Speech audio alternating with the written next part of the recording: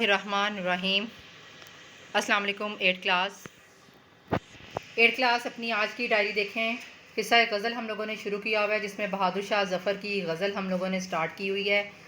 اس کا پہلا شعر ہم لوگوں نے کل لکھ لیا تھا۔ آج آپ لوگوں نے شعر نمبر 2، 3 اور 4 کی تشریح جو ہے وہ اپنی نوٹ بکس پہ لکھنی ہے اور یاد کرنی ہے۔ بہادر شاہ ظفر کی غزل کے شعر نمبر 2، 3، 4 کی تشریح آج آپ لوگ لکھیں گے اور ساتھ میں یاد کریں گے۔ اپنی نوٹ بکس نکالیں، ریڈی کریں، ڈیٹ مینشن کریں، مارجن لائنز لگائیں۔ اپنی نوٹ بکس کو اچھی طرح سے ریڈی کرنے کے بعد شعر نمبر 2 کی ہیڈنگ دیں گے آپ لوگ۔ شعر نمبر 2 لکھیں اپنی نوٹ بکس پر۔ عمر دراز مانگ کے لائے تھے 4 دن، 2 آرزو میں کٹ گئے 2 انتظار میں۔ شعر لکھنے کے بعد حل لغت کی ہیڈنگ دیں گے آپ لوگ۔ حل لغت لکھیے، عمر دراز لمبی عمر، آرزو خواہش۔ حل لغت لکھنے کے بعد مفہوم کی ہیڈنگ دیں۔ مفہوم لکھیں گے آپ، مارکر کے ساتھ مفہوم کی ہیڈنگ دیں گے اور پین کے ساتھ آپ لوگ جو ہے آگے لکھیں گے، ہم اس دنیا میں 4 دن کی طویل عمر خدا سے مانگ کر لائے تھے۔ ان میں سے 2 دن خواہشات کرنے میں اور 2 دن ان خواہشات کے پورا ہونے کے انتظار میں کٹ گئے۔ مفہوم لکھنے کے بعد 8 کلاس آپ لوگوں نے تشریح کی ہیڈنگ دینی ہے۔ تشریح اپنی سٹارٹ کریں۔ شاعر نے بہت عمدہ انداز میں طنزیہ بات کی ہے۔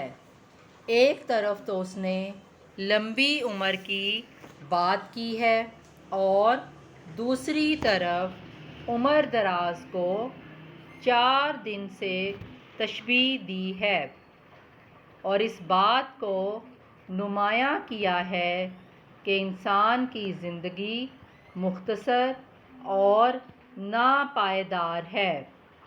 انسان اس دنیا میں 4 دنوں کی عارضی زندگی مانگ کر لایا تھا۔ اس دنیا میں آ کر اس کے دل میں بہت سی تمنائیں اور خواہشات پیدا ہوئیں۔ آدھی عمر تو ان خواہشات کے پیدا ہونے میں گزر گئی اور باقی کی آدھی عمر اس انتظار میں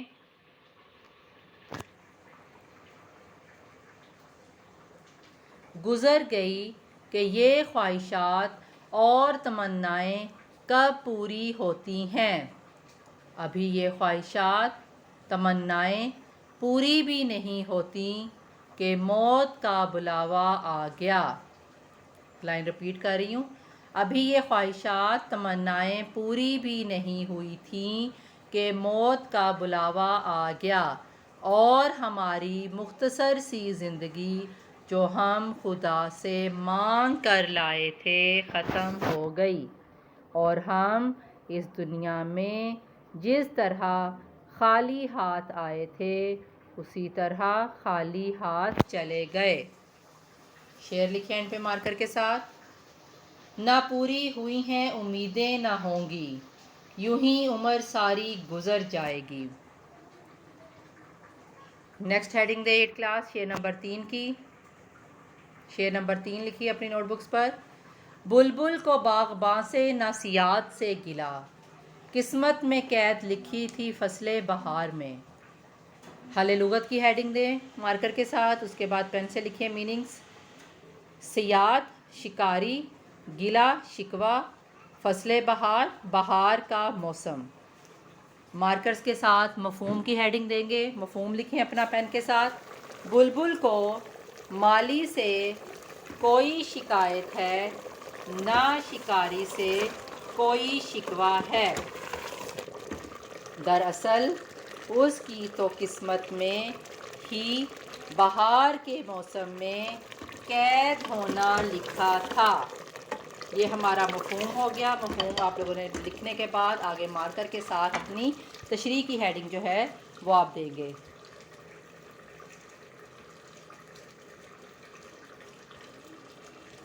تشریح لکھی 8 کلاس۔ اس شعر میں شاعر نے اس واقعہ کی طرف اشارہ کیا ہے جب انگریزوں نے بہادر شاہ ظفر کی سلطنت پر قبضہ کر لیا، اس وقت بہادر شاہ ظفر روپوش ہو گئے۔ ان کے ساتھیوں نے بہادر شاہ ظفر کے چھپنے کی خبر دی اور ان کے ٹھکانے کے متعلق بھی بتایا۔ انگریزوں نے انہیں قید کر کے رنگون کے قلعے میں نظر بند کر دیا۔ بہادر شاہ ظفر کہہ رہے ہیں کہ انہیں نہ تو ان غدار ساتھیوں سے کوئی شکایت ہے جنہوں نے مخبری کر کے انہیں انگریزوں کے ہاتھوں گرفتار کروایا، اور نہ ہی انگریزوں سے گلہ ہے جنہوں نے گرفتار کیا۔ وہ یہ سمجھتے ہیں کہ ان کی قسمت میں قید لکھی تھی جو انہیں مل گئی کے بعد نیکسٹ لائن سے نیا پیراگراف آپ لوگوں نے سٹارٹ کرنا ہے 8 کلاس۔ نیچے والی لائن سے شروع کریں گے، نیکسٹ لائن سے نیو پیراگراف۔ زمانہ عروج پر زوال کا آ جانا ہی ان کا نصیب تھا۔ انہوں نے نہایت خوبصورت مثال سے اس کی وضاحت کی ہے کہ باغ کا وہ خوش الحان، آگے بریکٹ میں لکھیں گے، خوش آواز پرندہ جسے باغ کے مالی نے نشاندہی کر کے شکاری کے ہاتھوں گرفتار کروایا اور شکاری نے اس پرندے کو پنجرے میں ڈال دیا ہو، وہ بھی اپنی قسمت پر شاکر ہے کہ موسم بہار میں اس کی قسمت میں قید لکھی تھی اور قسمت کا لکھا کوئی نہیں مٹا سکا۔ مارکر کے ساتھ شعر لکھیں اینڈ پہ۔ جو لکھی قسمت میں ذلت ہو سو ہو، خطِ پیشانی کوئی کیوں کر مٹائے۔ یہ ہماری تشریح کمپلیٹ ہو گئی۔ نیکسٹ آپ لوگ جو ہے شعر نمبر 4 کی ہیڈنگ دیں 8 کلاس۔ مارکر کے ساتھ ہم لوگ شعر لکھیں گے۔ ان حسرتوں سے کہہ دو کہیں اور جا بسیں، اتنی جگہ کہاں ہے دل داغدار میں۔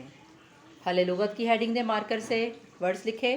حسرت میننگ لکھے اس کا ناکام آرزوئیں۔ نیکسٹ ورڈ لکھے دل داغدار، میننگ لکھیں اس کا زخمی دل۔ مفہوم کی ہیڈنگ دیں مارکر کے ساتھ اور نیچے مفہوم لکھیں، مفہوم اپنے شعر کا مطلب لکھیں۔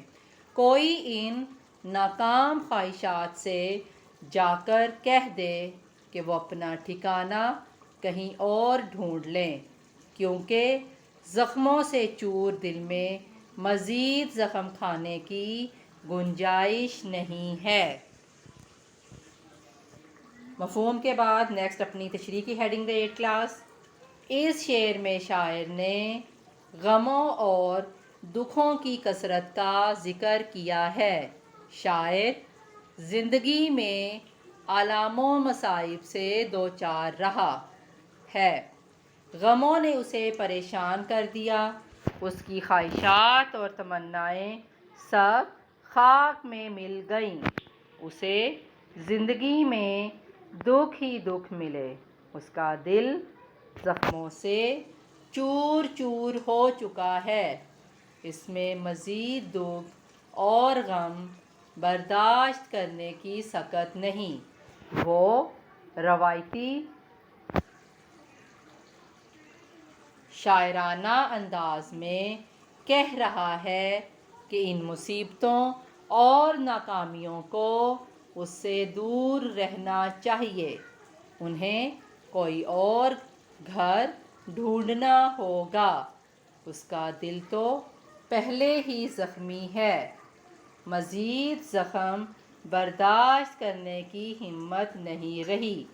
مصیبتیں اور دکھ انسان کی زندگی میں آ کر اسے بے بس کر دیتے ہیں، وہ پریشان حال ہو جاتا ہے، لیکن پھر بھی غم اس کا پیچھا نہیں چھوڑتے۔ مارکر کے ساتھ اینڈ پہ اپنا شعر لکھیے 8 کلاس۔ غم بھی ہے جزوِ زندگی لیکن زندگی اشک اور آہ نہیں۔